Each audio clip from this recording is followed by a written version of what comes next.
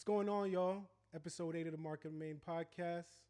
I'm your host, Brian from Mariah, and I'm here with my co-host. It's Avery. What's going on, everybody? What's going on, Avery? Not much, man. I love the new setup. So if you're watching us on YouTube, you see we done upped our game with the microphones. Yeah, we get in there. How's your week been?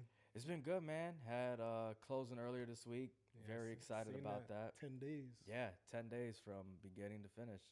And it could have actually been done sooner. I just had a few issues along the line, but that's what happens with any financing you deal with, whether it's the perfect client or the non-perfect client. But other than that, man, great for that. Happy that buyer got into their house. I got a good review off of it, so kudos for that. Is that like a uncommon thing for it to happen in 10 days? In some cases, yeah. So like the general rule of thumb is you want to give the lender 30 days to get financing. But some people are doing it in 15, some 20, 25. Like once you hit under that 30-day mark, like realtors look at that and title companies and they're like, oh, wow, like you're good. In this situation, it just so happened that like my buyer was on top of everything. Like he was on top of his credit. He was on top of like literally everything. So that's what kind of made that process work a little bit faster, because at the end of the day, the truth is the only reason why things take so long, it's not always on the loan officer's part. Sometimes it's on just getting the documents from the clients, because I get it. People have regular jobs. People sometimes have trouble finding certain documents. Like, for example, tax returns. I don't even know where my tax returns are. I know I did them, but I don't know like where they are. You know what I mean? So, but yeah. That's kind of, I've always hated that process of anything that's paperwork, having to get, I remember back when I was like early 20s and you wanted to get a job or something, or even like for me, I was starting the process with the military and they're like, you got to go get your high school diploma. And it's like, I haven't been to my high school in like 5 years. You want me to call them people? So wait, you never got you got your diploma? Yeah, but it's like the same thing. Like, do you know where your high school diploma is right now? Actually, I do. It's somewhere in my house. I know it's in my house. Okay. But, It was like somebody tells you, like, for me specifically, it was like the military. They were like, oh, you got to get your high school diploma. And I was like, I have to go. First, you got to tell, like, I went to a small school. So the minute you tell them and they want to, like, they're going to ask you why. And they're like, for the military. And they're like, oh, you going to the military? And it's like, I don't feel like having this whole conversation like, with Patty from the office. Like, but back to what you were just saying, like, so is it kind of like a stat? When you could be able to say like, "Oh, I did this in 10 days." Oh yeah, that's a stat. That's big boy talk. So right I bet there. you wish you could have been able to say like 7. Like, I mean, real and to be honest, like I could have done 7. It's just I had an issue with the appraisal, getting it back and all that other stuff. But again, those are things that are beyond my control at that point. In the transaction, there's things that are in my control and there are things that are out of my control. And if it's out of my control, it's just like, hey, listen, I'm sorry, dude. This is not on me right now. And that's annoying because, like, imagine you ready to put up your stat, or even if it's a 30 days, which is like you said is a standard, and then somebody else is the reason it doesn't go through, and it's like it's not to say that it's not going to go through. It's just to say like, where is your timing at? Like, are you focusing on the file or you're not focusing on the file? Because there was a company I worked for before, and I had to close later, and it was actually on our processing's part.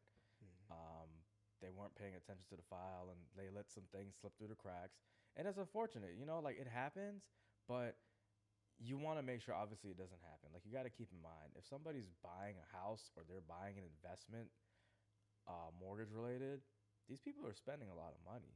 This is one of the biggest investments that somebody's ever going to make. You know what I mean? And then for you to not show that you care about it the same way they do, it's distasteful to that person and that client, because they're like, well, you don't care about my file. You're not treating it how it should be. I'm gonna go find somebody else. So, I mean, you could say maybe you always do wins and lessons. Clearly, you got to win. Congrats. Any lessons? Actually, I learned a lot throughout that transaction, especially growing in full time now into the industry. So I did learn a lot of ins and outs to when it comes to providing documentation, to what the underwriters like to see, what they don't like to see, how can we work around I can only remember the damn word. It's a big word though. I'll look it up and we'll put it in the comments or something.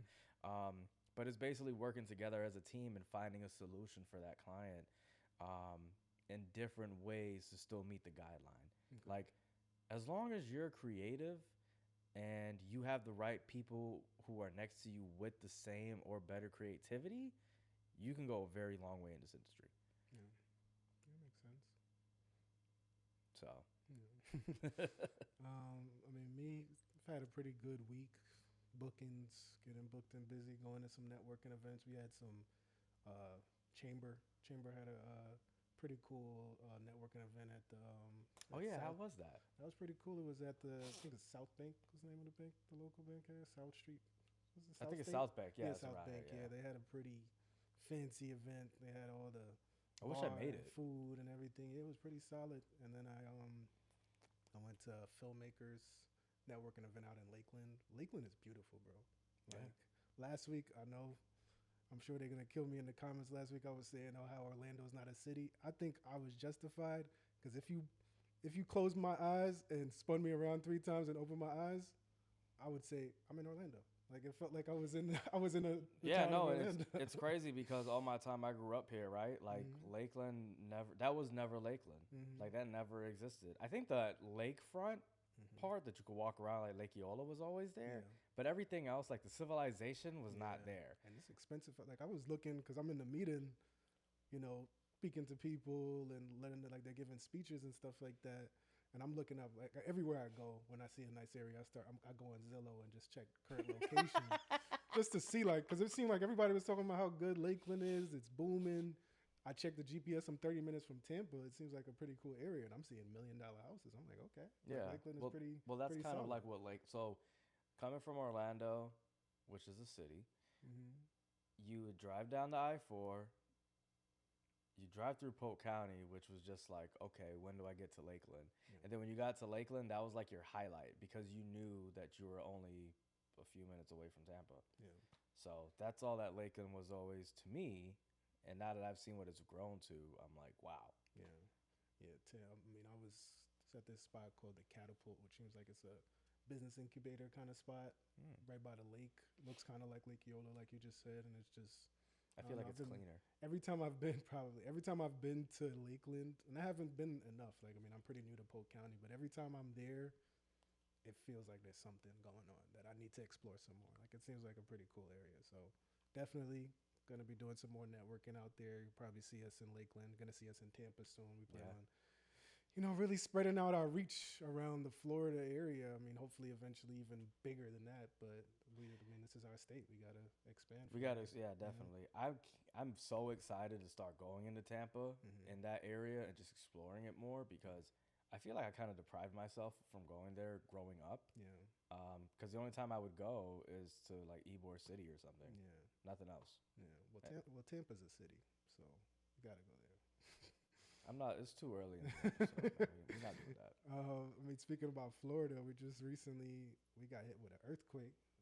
Apparently, I mean, they said it was Cuba had an earthquake the other day. Yeah, so Cuba had an earthquake, and then I think it expanded to like certain parts of Florida. I didn't feel anything. Yeah, I was in my garage cleaning my garage. My wife texted me, and she was like, "Actually, I think your fiance texted us in the group chat, and they're like, did you guys feel like a shake or?"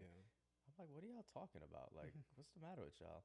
Then come to find out, my wife's family, who's in Orlando, they felt it. Yeah, so I was like, damn, this kind of went out, but I didn't feel anything. So I don't know if like it really happened or like if I don't know.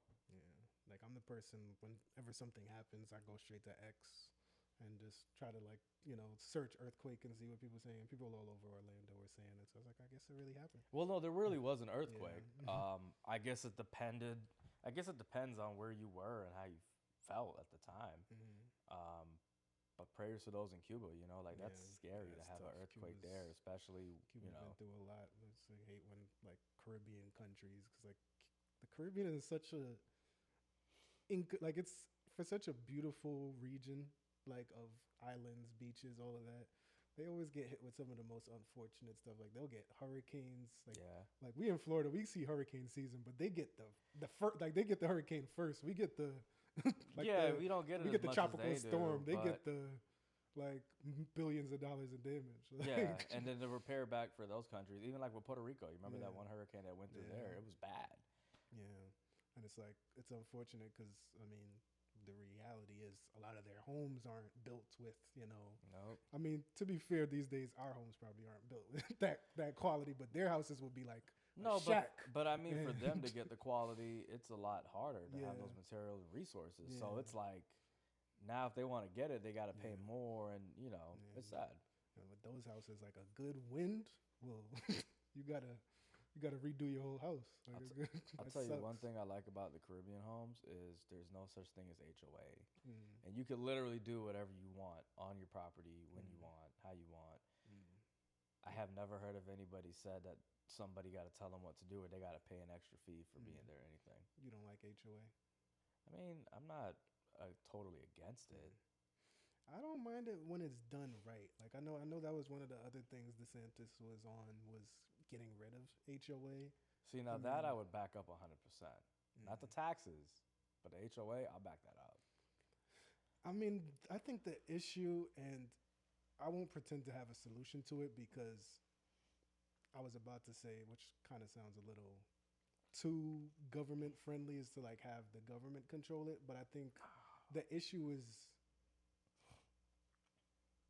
when done right, a private HOAs can be very good. But I think when it's private and being managed by the same way when you have foreign investors, you have foreign HOA management companies that they're not even on the ground. I remember when I was buying this house, there were people telling me stories about how the HOA is just taking all this money and they don't do anything. They're just like, that happened in my cut the grass. Too, yeah. Right now we got an issue in this neighborhood. The streetlights are off every night. Like there's no.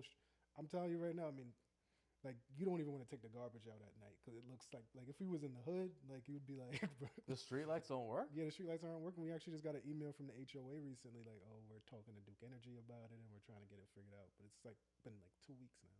Pitch black. Oh, shit. Pitch black when you go outside. I'd be like, the first time I went out there and I seen it, bro, I left the garbage on the porch. I was like, I ain't going around. I had to remember if I forgot where I live. I'm from New York. In the hood, you kind of, bro, if it's pitch black, like you're not going out. You're not walking down the block. Like, what you mean? But I mean, HOA, CDD is another big thing. Last week, you promised me some information. We always talk about podcasting. Remember a few episodes ago, I said podcasting is great because it gives people the opportunity to show that they're subject matter experts. Yeah. So kind of put you on the spot that last week, and no, that's good. I was answers at the moment, but the best part, one of the things I've learned about being great is you don't have to know everything, but you got to be able to go and get that information. So redemption time. Tell me about CDD. So what I learned about CDD, and I just wanted to get some more information from what I knew about it. So basically, if you think about it like this, the builder is building a community. The cost of roads in the community, if they want to put a playground, they want to put a pool, a dog park, all this other crazy amenity stuff. They're basically just putting that charge back on the people who are buying in the community. So, like especially out here, how they have some of those like resort living areas, you're basically paying for that. And it's included in your monthly mortgage costs. And a lot of people don't understand that. And that can also make your monthly mortgage payment higher. Especially, let's say, like if you live in a community, it has a dog park as part of their CDD and it has a playground. Now, what if you don't have kids? Yeah. You're not going to go to the playground. I would hope you don't go to that playground without no kids. Let's just get there. And like the dog park, for example, what if you don't have a dog? Then you just wasted money living there, right? Yeah. So it's one of those things. I had a friend who was asking me about it, who wants to move down from New York to here. I don't know if it's ever going to happen. But I was telling him, I was like, well, why would you, if you're going to go into a neighborhood with CDD, like just understand it's going to cost you more to live there. And if you don't use the amenities, then you're kind of wasting your money. Yeah. I also found out too while doing some more research in depth for myself as well that I want to share with the audience is it doesn't always go away. Mm. Like it could be on there forever Mm. until you like sell the home or unless like the bond of it, like the cost is officially like done. But in some cases it may not ever be done. Yeah. And that's depending on whatever how much they used or supposedly used in the money to build all this other cool stuff in the community. Yeah. So Yeah, it's not a man. good thing, but then it's also not a bad thing. Yeah. Because at the end of the day, you can't tell somebody how they want to live. Yeah. Like everybody wants to live differently. Like some people are comfortable with a home with no amazing things near them. And then you have some people who are like, they need to have a pool in their backyard or they need to have access to a pool somehow, some way, whatever it is. You know what I mean? Yeah, I think it kind of goes back to what we were just saying about with the private HOAs, because some of these companies, it's weird because you'll be in one part of Florida, there's no CDD. There'll be another part where there is, and I'm not really sure like how like what goes into that. Well, that's determined decision-making. by the builder. That's Mhm. not determined by anybody else. Mhm. It's determined by what the builder wants to build in there. So, like, if the builder wants to go in there and they want to build like Yeah. technical difficulties, I might have to hold it. I'll just hold That's it. fine. Okay. It all depends really on what that builder kind of wants. Like, if they want to do it, then they could do it. They file a petition through the county, state, whatever, Yeah. get it done, and yeah. Okay. Yeah, man. Florida's definitely the spot to be. I mean, as a realtor, mortgage guy, you've been in this game for such a long time. What do you think are some of the best areas to, let's say, for investors? Like investors trying to not necessarily quick. We don't talk necessarily about like out of state investors, but any investor. What do you think are some of the best areas to invest in? Well, I mean, it depends on your ultimate investment goal. Mm-hmm. Like for me, for example, I can only speak about certain areas that I know. I can't speak for the whole state of Florida. Mm-hmm. I do work with other realtor partners in Central Florida and the state of Florida at that. But for me personally, taking my advice, if you want permanent rentals, I would tell you Polk County by like Poinciana, Kissimmee, because duplexes there are pretty affordable and the rent market there is a bit higher to when you'll still be able to pay that mortgage balance and still walk out with a good amount of change every month, whether that looks like $600 to $800, depending on how much you put down, your rate, all that stuff. There's also Sanford.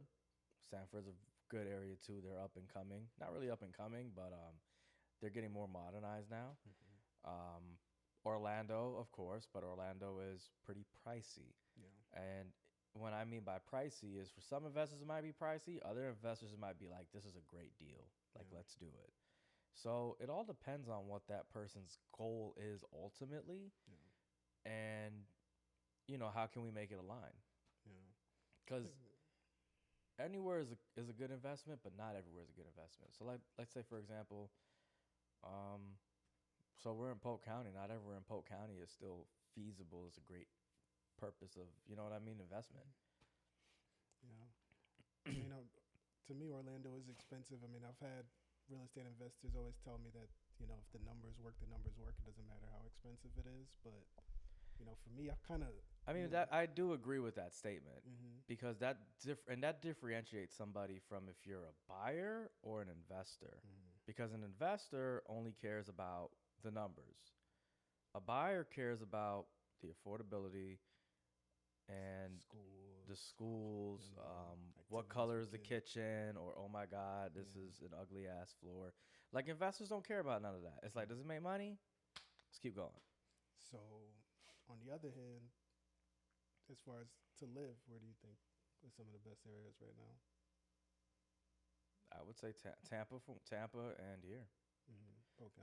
Lake County is actually very nice too. I love Lake County. So like if I never met my wife, I always kind of wanted to move to Lake County. What town is It's like Claremont, Mineola, Yeah. Groveland, Mascot. I just liked it over there. I like the hills in Claremont, like that area though. Like it kind of has a, some of that, that look of like maybe like the West Coast or Yeah, parts of the Carolinas where it just looks like beautiful. I can see that. yeah. I just always liked that area. Mm-hmm. I mean, now it's pretty expensive out there too, but I mean, Mm-hmm.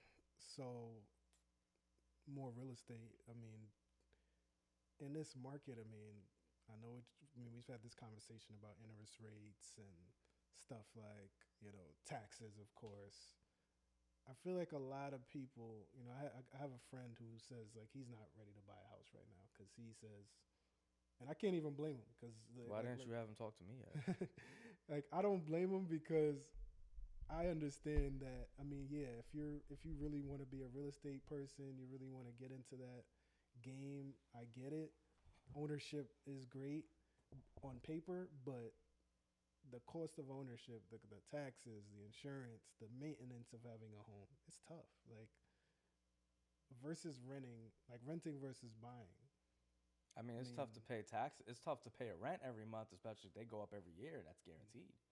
Yeah, but it's like so because I know the classic argument for buying over renting is like you're paying somebody else's mortgage and you're going to be paying this rent for the next 5 years, and in the end you're not going to have any equity. But let's say like I just really still don't like I don't want to deal with HOAs and CDDs and grass, grass is dying and all those type of stuff, or the maintenance, the AC is broken. Like, what do you say to that person? Well, I mean, to tell you the honest truth, owning a home isn't for everybody. It's not. Mm-hmm. Some people are comfortable with renting, and sometimes renting in somebody's life makes more sense than owning. Mm-hmm. Now, is that good for a realtor that's in the business? If you're talking to somebody who does that you can't convert, Yeah. they're gonna be like, no, I don't. They're not gonna talk to them anymore. Yeah. But it's all about what that person wants and needs in their life. Like, Yeah. for example, like let's say you work for a company that's having you live somewhere for like a year. You could buy a house there and live in it for a year, and then you can move and relocate, or you can just rent. Because what if you buy a house there and you don't like it there?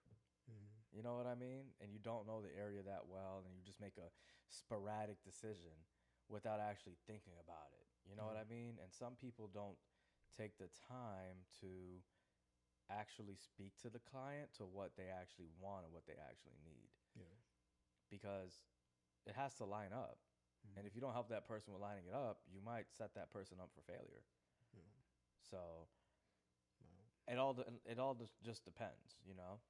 Yeah, I mean, I like that. I think both of us as entrepreneurs, we're not looking to force somebody into something they're not, ready for. They're not trying to do. Like, I know for you, like you just said, it's not for everybody. You're not going to force somebody to do something they're not ready for. For me, I'm the same way with film. Like, some people want to spend money on content. Some people don't. Some people were better off just taking their phone and take a picture, or take their phone and use a video. It's not, it doesn't offend me in any way. And I'd honestly advise people, like, if you'd rather do that, I'll tell you, give you some settings, advice, and whatnot, if that's what you're really into. I mean, I felt like we've had this conversation before, but I don't think we've had it to the investing part. Mm-hmm. Do you feel that as a small business owner that you should invest into a camera to create your own content if you can't afford to have somebody or a company do content for you? That's a good question. I think it depends. I have people that ask me all the time, what camera should they get? Once they hear that I'm into photography and videography. And one thing that I half jokingly tell them is that if you can look at an iPhone image or Samsung, Android image, and you like it, stay there, because the moment you start to, it's like with anything, like once you start to see something that is better, you're gonna have a hard time unseeing things. So for me, like on a personal level, you know, I always tell people, if you like the iPhone image, if you like, you know, I mean, it works for me. yeah, if you like what you get, stay there. On the business level, similar. Like I feel like if you really see yourself investing, like wanting to, I think with anything, you know, they say use whatever you have until you've exhausted all options. So if you're sitting there with your iPhone and you're taking pictures and you're taking videos, and after a while you just see that like they call them bottlenecks. So if you see that there's a bottleneck of quality that isn't, you're just not getting, and you do your research. I'm a research guy, so I'm on YouTube learning the difference between this and that, So iPhone, it can give you 4K, it can give you pretty good still images. If you're happy with that, stick with that until you really feel like there's something missing. And I'll be honest, there is something like there's definitely a difference in quality, but to some extent, I'd even argue that like if you're primarily doing social media posting, you might make your life a little bit easier using an iPhone. Because one of the things, like a personal experience I have, a lot of times I see like professional videographers, they struggle with social media because the quality that we get from a high level camera, whether it's 6K, 8K, 10K, 12K, you know, high quality image, when you do your edits and then you try to submit it to an Instagram, a TikTok, even a YouTube, those files are huge and they'll compress it and mess it up. So you'll see people that are like no names, but you'll see high quality, you know, platforms that are posting blurry videos. And it's like, I know they didn't film a blurry video. I know they didn't edit a blurry video, but because that extra step, which is very cumbersome, is very annoying to like reduce the quality. You have to literally reduce the quality of your own video, submit it to, you know, I'll give some free game. Like with Instagram, they have an app. What's it called? They have an app. I actually want to find the name because you've been holding this for me the whole time. So there's an app called there's an app, the Edits app. You've ever seen the Edits app for Instagram? Probably haven't, just ignored it. So basically the Edits, what Instagram wants is for people when they're posting reels to submit it through Edits, the Edits app. It's their partner app for creating videos. Why? So you can I don't know, Meta. Does it keep like, what does it do? Like, what's special about it? Well, it's an easy platform where you can do like you can do your captions in there. You could choose your music. You can do. It's kind of like, you know, originally, and you still can. Originally, you were able to like create videos directly in the Instagram app, but now they kind of, you know, pushed it off to the Edits app to some extent. Like I said, you can still do it in Instagram, but they just recommend you do it in the Edits app. So basically, if you're on your phone, you can sit there doing the Edits app and take the video with your phone, and the quality is just going to be one-to-one, very simple. Whereas for me, like in my own personal experience, to get a quality video on Instagram, you have to export it at a lower quality, submit it to Edits app, and then raise the quality from 1080p, which is like a decent quality, to 4K in the Edits app, and then share it to Instagram. So it's like a whole... I'm going to just stick to what I'm doing because what I'm doing is working. Mm-hmm. I haven't posted all my stuff yet, but once I do, it's going to be a lot. Yeah. But what I would say is like, and it's not anybody's fault, but people just don't know that that's what it is. Like I've had blurry problems. I've seen some, like you've had blurry videos before. Everybody, because and that was just me starting out, figuring it out. Like if you don't have anybody to teach you, just gonna figure it out. So that's what I would advise for you to do, or anybody in the audience. Like if your camera, phone, whatever, hit the Edits app when your video is finished, submit it to the Edits app, and what it'll do is you can upscale it to 4K, so that'll make it less, like the resolution will be higher, it'll be better quality. And then after that, it allows you to post it directly to Instagram, and it automatically, because there's also another setting, I'm not sure if you've ever heard, where you're able to, in the Instagram settings, decide, change the settings so it can submit your video in high quality. A lot of people don't know that because I think the default. I think the default is normal, but you have to now with the Edits app, it's automatically high quality. So that's just to tell you that like that should be the default way of doing it, but most people don't know it.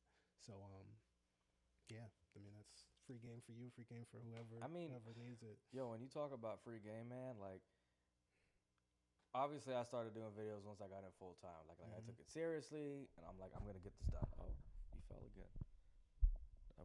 That was pretty fucked up. But long story short, so I invested in looking for other things to use too to help with my videos, and I've given a lot of people free game because they're like, oh, we like your videos. I want to do videos too. And I'm like, okay, so just do this and, whatever. But they're always making up excuses or they're not just doing it. And I mean, you kind of want to get jealous about me and talk about my videos and I'm serious, like talk about what I'm doing. And I'm like, but you're not even trying. I gave you the game. I'm telling you what to do. And listen, I don't have all the views in the world. I don't have 100,000 in followers, but I'm consistent. I'm working. It doesn't happen overnight, but I'm like, how you going to be mad at me for keeping consistent? Audience, if you don't realize, he's being messy right now. I am. he's being a little messy. But think about it. I'm not talking directly to anybody. I'm just saying in general, like somebody who can literally be watching this right now might be like, I want to do videos. I want to make content. I want to make this happen. And they probably could do it. They probably just need that push. Like, listen, it's okay to mess up. You don't got to be perfect. They've literally built all of these apps into ways where you can be perfect. And nobody will know. All right, I'm going to translate for him. I'm Avery for the next 10 seconds. I do this video stuff, and if you can't do it, but you hating from outside of the club, shut up. You a hater. You a hater. Stop doing it. That wasn't me. If you not, you mad at me because you not me. No. I just got into this game. I just started doing this mortgage stuff, and I'm lapping all of you. 10-day closings. It's not me. How fast was your last closing? It's not me. 20 days? You ain't do it in 10 days. You know why I do it? Because I'm ill. I do content, and people come and do business with me because I make content, and you wish you could do it, but you can't. You gotta cuss. You could. You gotta cuss a little bit. You could, but you choose not to. You know why? Because you're lazy. You're lazy. You shy. You think you're too ugly to get on camera. But you could get on camera. You gotta cuss a little bit. You went past 10 seconds. If it's me, I'm cussing. I'm cussing. Well, this is still the professional business setting. We're speaking to clients, customers, possible eventual people that we want to collaborate with. But we're going to still be decent. Well, at the end of the day, stop hating on Avery. The reason why I brought it up, though, is because I've actually been encountering that a lot lately, and I'm surprised. Like, the people who I thought would be supportive. I'm serious. Like, I'm having a little moment right here, and I'm going to have my moment. Stop hating. Stop hating. I thought would have been supportive and, appreciate the content and all this other stuff. Instead, they're like, either giving me criticism or, they're not as supportive as I thought. And that's my fault for thinking that somebody would be supportive. Exactly. The way how I am for myself and for other colleagues. But I mean, if you do something, like for example, if it's you, like, yeah, I'm going to share it. We're going to do whatever. But I just feel like because you can't do it, don't downplay me. Yeah. That's one. The second thing is don't try to sun me. Yeah. Like that's the New York slang. Don't sun me. Like I'm not your son. You know what I'm saying? Side note, shout out to the Knicks, I guess. Oh my God, bro! That game was very intense. Like me and my wife, we sat down and watched it. This is the most we've watched basketball, by the way. We went to the bar the first time to watch it. The next one, we watched it at home. Next one, Monday's game, we watched it at her uncle's house. It was his birthday. They lost. It was devastating. And I honestly was like, when I seen that they lost, I was like, yo, the Knicks always lose in the Garden. And for everybody who knows, even if you're a New Yorker or not, I don't care how much of a big Knicks fan you are, I guarantee you a lot of you gamble, and you made a bet against the Knicks. Like, I remember at a point in time, people were making bets against the Knicks, and they loved the Knicks because they're from New York. Yeah. But you got to give credit where credit's due. The Knicks did their thing last night, last quarter, and Jalen Brunson, he brought them. Was it Brunson or Brunson? Brunson. He brought that team back by himself. I don't give a damn what nobody say. I mean, I'm having a hard My time. favorite part, my favorite part though, I ain't gonna lie, I think it was first quarter or second quarter when Buddy elbowed the shit out of Wemby. That was funny. They hate us. Cause he went in like gracefully and like boom, and then Wemby just felt like, oh my god, no, like it reminded me of a Kevin Hart school, like no, I'm hurt now. I'm having some FOMO. I'm not gonna lie. I mean, if the Knicks win, if and when they win, if they win by the time this comes out, congrats to them. But kind of wish, if we were there, I would have probably enjoyed it more because you probably like I've heard they out there I've heard the out. environment, the atmosphere. But they acting like haters up there, bro. Like even when the Spurs did win Game 3, like you saw videos of them beating up people and making people take like, bro, why are you doing that? Like act like you've been here before. Though. Act like you've been there before. You don't gotta hurt people, and that's the Northeast is kind of like you say you're not really into sports, but Philly, New York, and Boston, they're known for those kind of fan bases where they will hurt people. Like but that's like they do those things. But that's not safe. Yeah, bro. Like for anybody, bro. Like Philly is known for like they'll jump people. They'll like you don't want to walk, especially after the team loses. You don't want to be outside in the opposing team's jersey. Like you don't want to do that. But what do you benefit from that? Like it's not. It's just a fucking game. Yeah, it's a fucking game. It's just a fucking game. Okay. I mean, I got people in my text, because I was talking crap about the Knicks, and they in my. I was like, you know what? At the end of the day, I did it. Like the Knicks, I did it as a joke to like my you guys are allowed to like. I was like, congrats. At the end of the day, like I'm happy for New York because in the next few months you're still gonna live in New York. So like at the end of the day, like you're allowed to be happy for a couple of weeks because at the end of the day you still live in the place called the concrete jungle. Like it's not we don't give those names to places that are pleasant to live in. Still shout out to New York, love it, but I wouldn't live there again. I mean, so. Let's just face it, right? Like they did good, and I ain't gonna lie, I was rooting against the Spurs just to piss off my wife's family because they all love the Knicks. Like I even got down to talking about it to like, we all live in Florida and we're all watching the game in Florida. Why are we going for like, you know what I'm saying? Yeah. So I made the joke is like as a Southerner, because I got a little Southern accent living in Florida. I was like, because San Antonio is from the South, I have to unite with my Southern kinfolk. That was my excuse. But my wife, she's like, she's not going for it. She's like, full-blown New Yorker, like, this is it. And I keep reminding her, but you live in Florida. Yeah. You don't like it there. And she's from, like, Yonkers or something, right? Like that's but she tell everybody she's from the Bronx. Yeah, but she was born in the Bronx. But she grew up after, like, I think 8, 9 years old. She grew up in Yonkers. But that doesn't mean that, like, she didn't go to the Bronx. Yeah. I don't think she was there. Nobody goes to the Bronx. I don't think she was there, like, how Fat Joe and, like, all these other people who talk about the Bronx, do it. But I don't even like going to the Bronx. I never announced that I was in the Bronx. It's not like something you broadcast. You see how the microphone just fell as soon as we started talking about the Bronx? Yeah, it's like, please though. I mean, the other thing is too, with me personally, is I actually lived in New York as a teenager. So I have like that little accent on and off, nothing too crazy. But I've met people who rep New York hard body. And I went to elementary school with them here.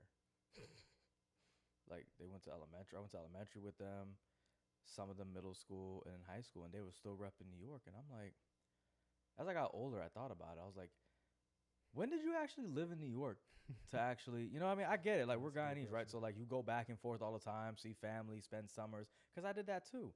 But there was a point in time when I actually was living in New York.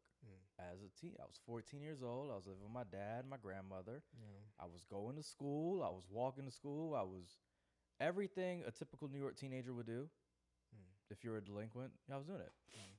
Well, I saw a funny tweet on X the other day. They said, because like there's a whole beef right now about who's actually from New York, who gets to rep the Knicks. And they said, if you came from another state at any point and moved to New York, you're not a New Yorker. But if you come from like the Caribbean or any other country, like India, wherever, and then you move to New York, now you're a New Yorker. Like, I mean, I understand that concept because like you just like that's the first state that you went to is New York, but because they got people that moved to New York in their 20s and 2 years later, like, oh, I'm a New Yorker. Like, I mean, that's what my sister and my mom did. My mom and my sister moved and my mom, they moved separate times, of course, but they live in upstate New York. Yeah, but it's still a New Yorker. But for me, when I was living in New York, like I'll always see New York as New York City, as like Brooklyn, Queens, Jamaica Ave. Like that's what I'll always see New York as. I'll never see it as upstate New York or anything like that. But back to my point. What stories can you realistically have about being a New Yorker if you grew up in Florida your whole life? And like, like what stories do you really have? Like just the stories of the summer? They saw snow one time.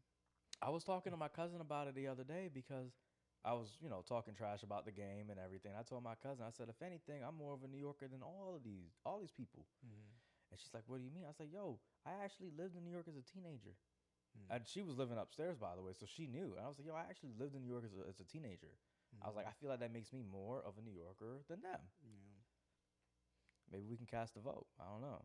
But I was there. And I got friends there, not just family, that, you know what I'm saying? Well, at least for now, I'll be nice to New Yorkers. I am still a New Yorker, I guess. I'll never leave. I'll never change my 718 number. And we need to get you a Florida Marlins hat. Big Queens. No, we need to get you. We need to get you a Florida Marlins hat and actually start repping Florida for real. Big South Side, Queens, New York. Shout out to them. But yeah, this is a great chat, great podcast episode. I had a great time with you. Yeah. Next week we got our Actually, yeah. Is it next week? We're supposed to have our special guest coming on too. Yeah, I think so. Yeah, it should be next week. It's gonna be great because he's actually a good friend of mine, also one of my coworkers, and he's got a great story. Like he even had Bill Cosby pay for his scholarship to go to college and everything. Like it's a real good story. I'm not gonna say much more. You just got to tune in next week to find out. Yeah, definitely. Well, yeah. Shout out to next week's guest. Shout out to you, and great time, great episode 8, closing out. But shout out to y'all. Signing off. Game 4, we out there. You heard?